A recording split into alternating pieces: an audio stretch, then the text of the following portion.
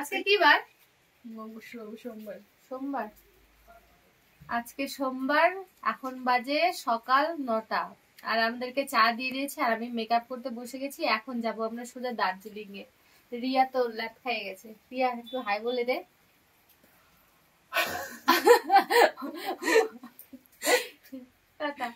Hello everyone, কেমন আছো সবাই? আশা করি সবাই ভালো আছো। তোমাদের ভালোবাসায় আমিও অনেক ভালো আছি। আমরা সবাই রেডি হয়ে গেছি। রিয়ার এখনো হয়নি। রিয়া রেডি হয়ে গেলে তারপর সবাই মিলে যাব ব্রেকফাস্ট করতে। ফার্স্ট আমি একটা ব্ল্যাক ড্রেস পরেছিলাম আর বাইরে দেখছি বৃষ্টি পড়ছে। যা বৃষ্টি পড়ছে এই কারণে ড্রেসটা চেঞ্জ করে নিলাম, ভিজে গেলে মুশকিল হয়ে যাবে, কারণ ওই ড্রেস পরে আমি যাব দার্জিলিং মলে। এই কারণে ড্রেসটা চেঞ্জ করে নিলাম। আর এখন সবাই মিলে চলে আসছি ব্রেকফাস্ট করতে। এসেই খাবার পরিবেশন করতে গিয়ে আমার হাত পুড়ে গেল, এত গরম ছিল। আজকের ব্রেকফাস্টে আছে রুটি আর চানার তরকারি। আগের দিন রাতে আমাদের বলে দেওয়া হয়েছিল যে আমাদের জন্য যেন সকালে রুটিটাই করে। ওনারা সকালে পুরি করতে চেয়েছিল, কিন্তু আমরা রুটির অর্ডার দিয়েছি দেখে অনেকগুলো রুটি করেছে। তো এখন আমি 2টা রুটি নিয়ে বসে পড়লাম খেতে। ব্যাগ প্যাকিং হয়ে গেছে, এখন আমরা বেরিয়ে পড়বো। আমাদের ব্রেকফাস্টও হয়ে গেল, তাই না? ব্রেকফাস্ট হয়ে গেল। এখন আমরা যাব কি নেক্সট লোকেশন কোথায়? দার্জিলিং। চলো। হোমস্টে থেকে বেরোনোর সময় এই সাদা কাপড়টা ঘাড়ে দিয়ে সম্মান জানালেন, বেশ ভালো লাগলো এই নিয়মটা আমার। সাথে বললেন নেক্সট টাইম যেন আমরা আবারও আসি।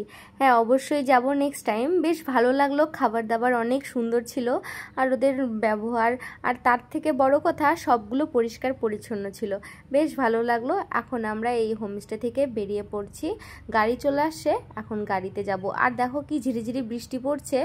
আর কোনো দিন যদি পাহাড়ে যাই তাহলে অবশ্যই একটা হাতের কাছে ছাতা রাখবো, তাহলে আর এইভাবে ভিজতে হবে না। জানো, ছাতা নিয়ে যাইনি কি যে প্রবলেমে পড়ছি। আমাদের গ্রুপের শুধু রিয়াই ছাতা নিয়ে গেছে, আর কেউই নিয়ে যায়নি। ড্রাইভার দাদার একটা ছাতা ছিল, ওই 2টা ছাতা নিয়েই আমরা 2 দিন কাটিয়ে নিলাম। আর এখন আমরা বেরিয়ে পড়ছি। চলো দার্জিলিংয়ে আবার কি হয়। আর যদি বেশি বৃষ্টি হয়, বেরোতে না পারি, তাহলে এবার একটা ছাতা কিনবো। আর জানো, যত আগাচ্ছি তত যে এত ঠান্ডা পড়ছে। দার্জিলিং এর স্টেশন ছেড়ে এখন আমরা চলে আসি একটা বুদ্ধদেবের মন্দিরে। তার আগে দেখলাম একটা সোয়েটারের দোকান, ভাবছি একটা সোয়েটার কিনি। রিকুর জ্যাকেটটা দিয়েছে আর রিকুকেও তো ঠান্ডা লাগবে, তাই একটা সোয়েটার কিনে নিলাম। তো গাইস, এখন আমরা দার্জিলিং এর হুম মনাস্ট্রিতে আসছি আর এত ঠান্ডাতে থাকতে পারছি না, লাস্টে একটা সোয়েটার কিনে নিলাম। সোয়েটার কিনছি। রিকু প্রথমে ওর জ্যাকেটটা আমাকে দিয়েছিল, কিন্তু ওকে রিটার্ন করে দিলাম, কারণ ওকেও ঠান্ডা লাগতেছিল, ওর গায়ে কাঁটা দিয়ে উঠছে। এই কারণে আমরা এই সোয়েটারটা নিলাম। বেশি দামও না, 250 টাকা নিল। চলো। গাড়িতে বসে এত ঠান্ডা লাগছিল যে রিকুকে বলছে আমার সোয়েটারটা বের করে দে, আমাকে পুরো ঠান্ডা লাগছে। তো ও আবার সোয়েটার বের না করে দিয়ে ওর জ্যাকেটটা দিল পরতে। তো ওর জ্যাকেটটা পরেই আসছিলাম এতক্ষণ। গাড়ি থেকে বের হয়ে রিকুকে দেখলাম রিকুর শরীরে পুরো কাঁটা দিয়ে উঠছে, তাই ওকে ওর জ্যাকেটটা দিয়ে দিলাম। আমি এবার একটা সোয়েটার কিনে নিলাম, কারণ কি দার্জিলিংয়ে এসে এখনো পর্যন্ত কিছু কেনাও হয়নি। আর দার্জিলিংয়ে কেনার আর কী বা আছে, শুধু দেখছি চারিদিকে শুধু সোয়েটার। তাই ভাবছি তাহলে একটা সোয়েটারই কিনে নিই। ভিতর থেকে মন্দিরটা খুব সুন্দর দেখতে, তোমাদের সাথে শেয়ার করতে পারলাম না, কারণ কি ক্যামেরার অ্যালাউ নেই, এই কারণে। দূর থেকে একটা টুপি দেখলাম, বেশ ভালো লাগলো। আমাদের বাড়িতে সুজুরানি টুপি পরতে খুব ভালোবাসে, তাই ভাবছি ওর জন্য কিনবো, কিন্তু যা দাম ছিল নেওয়া আর হলো না। তো গাইস, আমি এখন কোকো ক্যান্ডি নিলাম। এই যে আমার বান্ধবী আমাকে গিফট করলো, এটা আমার ভাস্তার জন্য আর কি। এখন আমরা চলে আসি দার্জিলিং এর রেল স্টেশনে। রেল স্টেশন ছেড়ে আমরা চলে গেছিলাম একটা বৌদ্ধ মন্দিরে। ওখান থেকে হেঁটে আসলাম শুধুমাত্র টয় ট্রেন দেখার জন্য। আর এখানে টয় ট্রেনটাতে উঠে কয়েকটা ছবিও তুলে নিলাম। আর ওই দেখো দূর থেকে আরেকটা টয় ট্রেন আসছে। আর টয় ট্রেন দেখতে এসে রিয়ার বাবার সাথে দেখা হয়ে গেল, কারণ রিয়ার বাবা টয় ট্রেন চালায়।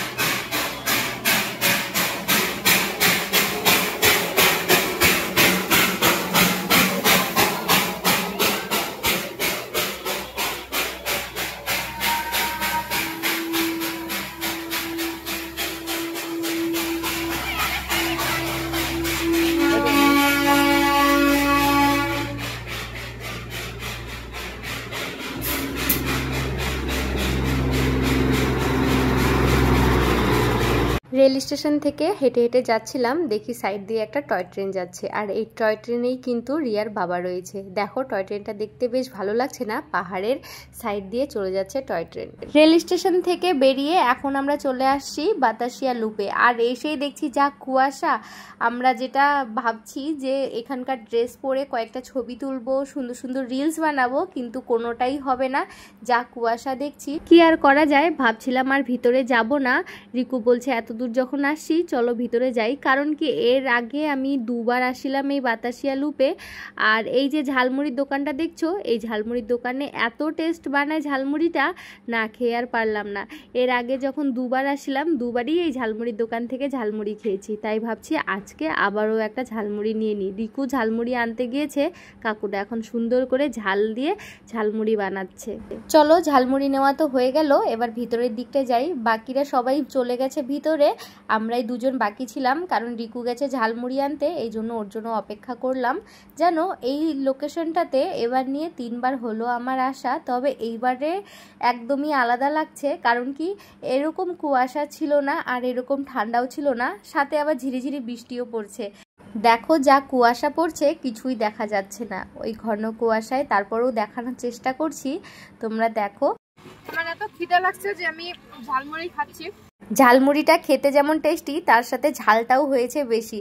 আর রিয়া এক কামড় খেয়ে তো ওর নাজেহাল অবস্থা, আর আমার এত টেস্টি লাগছে এই ঠান্ডা মৌসুম, চারিদিকে কুয়াশা, তার সাথে এরকম ঝাল ঝাল মুড়ি, বেশ ভালো লাগছে খেতে। আর যদি 1 কাপ কফি হতো তাহলে আরও ভালো হতো।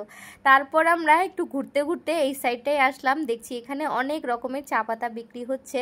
তো রিকু বলল চলো তাহলে 2টা চা পাতা নিই। 2 প্যাকেট চা পাতা নিয়ে নিলাম, আমার সাথে আবার রিয়াও চা পাতা নিল।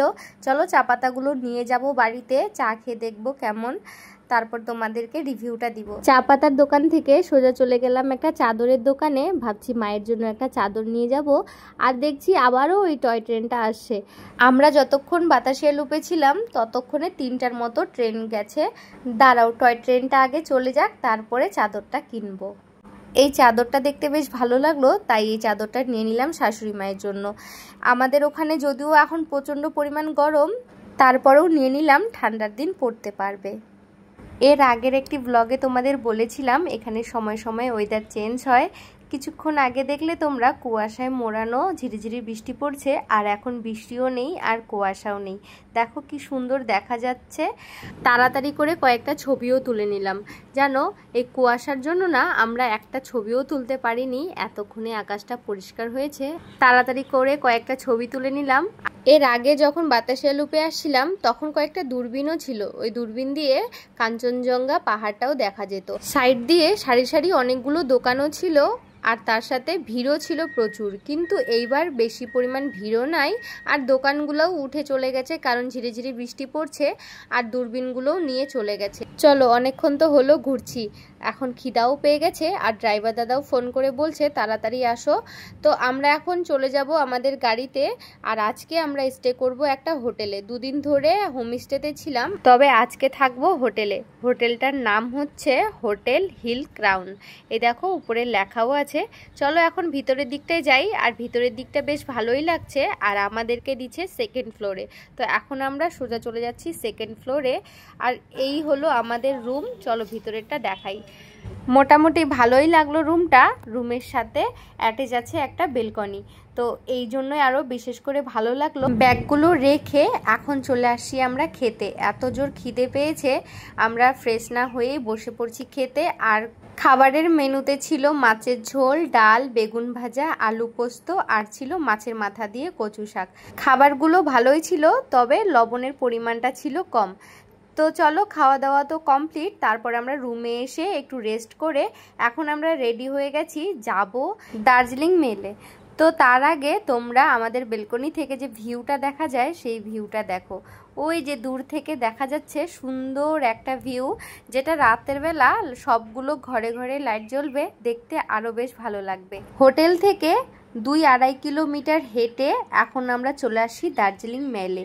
আর এই মেলটাতে আমরা দিনের বেলায় আসছিলাম, আর আজকে ফার্স্ট টাইম রাতের বেলা আসি, বেশ ভালো লাগছে, হালকা হাওয়া দিচ্ছে, একটু ঠান্ডাও লাগছে। তবে এখন আর সোয়েটার পরবো না, সোয়েটার নিয়ে আসি, যদি খুব একটা ঠান্ডা লাগে তাহলে সোয়েটারটা পরবো। সোজা চলে আসলাম একটা দোকানে, দূর থেকে মালাগুলো দেখলাম, বেশ ভালো লাগছে, ভাবছি একটা কিনবো। ভিতরে গিয়ে দাম শুনে তো আমার মাথায় হাত, বাপ রে বাপ, এত দাম। গাইস আমি এই যে এই মালাগুলো চয়েস করছি, হ্যাঁ দাম কত? 1500-1600 টাকা। নেই চাইয়ে দার্জিলিংয়ে যাব আর হোপে গিয়ে ছবি তুলবো না, তাহলে তো মানুষ বিশ্বাসই করবে না যে আমরা দার্জিলিংয়ে গেছি। বাপরে বাপ, ঝড়ের গতিতে ভাইরাল এই জায়গাটা। আর লোকগুলো দেখছো লাইন লেগে আছে এই হোপের ব্যাকগ্রাউন্ডটাতে ছবি তোলার জন্য, সবাই ছবি তুলছে, তাহলে আমি কেন বাদ যাব বলো? আমিও একটা সুন্দর ছবি তুলে নিলাম, তারপরে সবাই আমাদের গ্রুপের একজন একজন করে ছবি তুলে নিল। অনেকক্ষণ ঘোরাঘুরি করার পর আমরা গিয়েছিলাম একটা সোয়েটারের দোকানে, আর সোয়েটারের দোকানে গিয়ে আমার তো মাথাই ঘুরে গেল, এত মন খারাপ হয়ে গেল যে কি বলবো। আর আমরা দার্জিলিংয়ের রেল স্টেশনে ওখান থেকে একটা সোয়েটার কিনেছিলাম, যেটা আমার হাতে আছে বর্তমান। ওই সোয়েটারটার দাম নিয়েছিল 250 টাকা, আর এখানে অফারে দিচ্ছে 180 টাকা। দেখে তো আমার মনটা এইভাবে ভেঙে গেল, আর এত মন খারাপ হয়ে গেল কি বলবো। আর কেনার মতো অনেক কিছুই ছিল, কিন্তু এত দাম যে আমার নিজেরই নিতে ইচ্ছা করছিল না, তাই আমি আর নেইনি। তবে এখানে সোয়েটারগুলোর একটু কম দাম আছে। তারপর আমরা চলে গেছিলাম একটা শোপিসের দোকানে, আর এখানে সুন্দর সুন্দর কয়েকটা রিং দেখতে পাই, ফিঙ্গার রিং। তো এই রিংগুলোর দাম এক একটা 1900, 2000, 3000, মানে সিম্পল, রূপারও না সোনারও না, জাস্ট এত দাম। কি আর করা যায়, ওখান থেকে বেরিয়ে পড়লাম।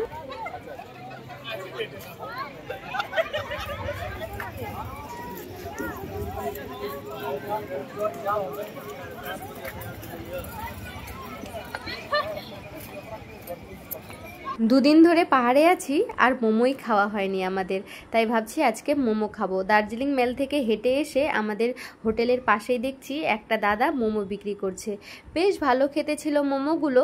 মোমো খেয়ে সোজা চলে আসলাম আমরা রুমে এসে ড্রেস চেঞ্জ করে ফ্রেশ হয়ে এখন চলে যাচ্ছি আমরা রাতের খাবার খেতে। 9:30 মতো বাজে, ওনারা তাড়াতাড়ি করে আমাদের খেতে যেতে বললো, কারণ ওদের হোটেল নাকি 10টার মধ্যে বন্ধ হয়ে যায়। তাই আমরা এখন তাড়াতাড়ি করে চলে যাচ্ছি খেতে। রাতের মেনু ছিল ভাত, ডাল, পটল আলুর তরকারি, আর সাথে ছিল চিকেন কষা।